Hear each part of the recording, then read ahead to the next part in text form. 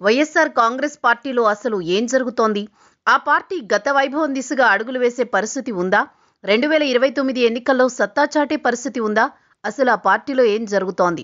ఇప్పుడు AP political సర్కిల్స్లో ఇదే చర్చ నడుస్తోంది.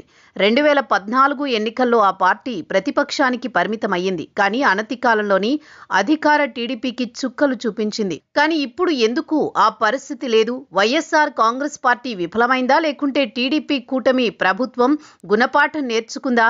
దీనిపై బలమైన చర్చ నడుస్తోంది. అయితే అప్పటికీ ఇప్పటికీ కేంద్రం వైఖరి మారింది. అదే టీడీపీ కూటమికి ప్లస్ అయింది, వైసీపీకి మైనస్గా మారింది. 2014లో ఎన్డీఏలో కీలక భాగస్వామిగా ఉంది టీడీపీ. అంతకుముందు బీజేపీ వాజ్పేయి నేతృత్వంలో ఉండేది.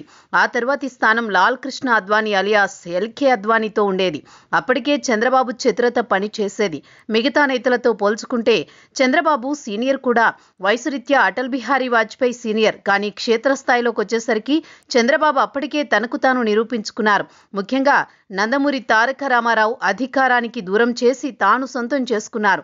అంతటి ప్రతికూల పరిస్థితుల్లో సైతం 1999 ఎన్నికల్లో ఉమ్మడి ఏపీలో గెలిచారు. అందుకే చంద్రబాబు వాజ్పేయితో పాటు ఎల్కే అద్వానీ ఎంతో ప్రాధాన్యమిచ్చారు. కానీ 2014లో మారిన రాజకీయ పరిస్థితుల నేపథ్యంలో టీడీపీ మరోసారి ఎన్డీఏకు దగ్గరయ్యింది. కానీ మునుపటి బీజేపీ పెద్దల మాదిరిగా చంద్రబాబును నమ్మే స్థితి లేదు. దాని పర్యవసానం అనుభవించారు చంద్రబాబు. దాని నుంచి గుణపాఠాలు నేర్చుకుని 2024 ఎన్నికల్లో సర్వశక్తులు ఒడ్డి బీజేపీని తన ఆధీనంలోకి తెచ్చుకున్నారు. అలా 3 పార్టీల కలయికతో అద్భుత విజయం సొంతం చేసుకున్నారు.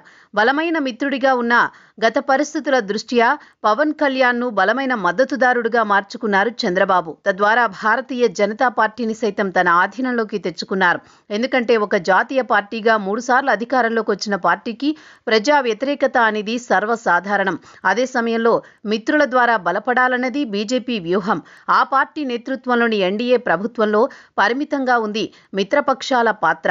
ఎన్డీఏ విషయంలో బీజేపీ తర్వాత పెద్ద పార్టీగా టీడీపీ ఉంది. అయితే ఉన్నంతలో టీడీపీ, ఆపై చంద్రబాబు జాతీయ స్థాయిలో మంచి నాయకుడు. అందుకే ప్రస్తుత పరిస్థితుల్లో టీడీపీకి బీజేపీ అధిక ప్రాధాన్యమిస్తోంది. అయితే బీజేపీకి సిద్ధాంతపరంగా వ్యతిరేక పార్టీ వైసీపీ. ఆ పార్టీ పరోక్ష మద్దతుకే తప్ప ప్రత్యక్షంగా ఇచ్చే మద్దతుకు ప్రజలు హర్షించరు. ఆ విషయం బీజేపీకి తెలుసు. అందుకే ఆ పార్టీని దూరంగా పెడుతోంది కేంద్రంలో అధికారంలో ఉన్న బీజేపీ.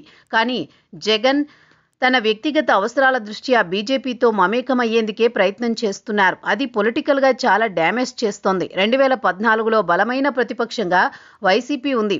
2019లో ఏకపక్షంగా అధికారాన్ని సొంతం చేసుకుంది. 2024లో డిజాస్టర్ ఫలితాలు చవిచూసింది. అయినా సరే ఆ పార్టీ ఎందుకో ఇంకా బీజేపీ అంటూ జపం చేస్తోంది.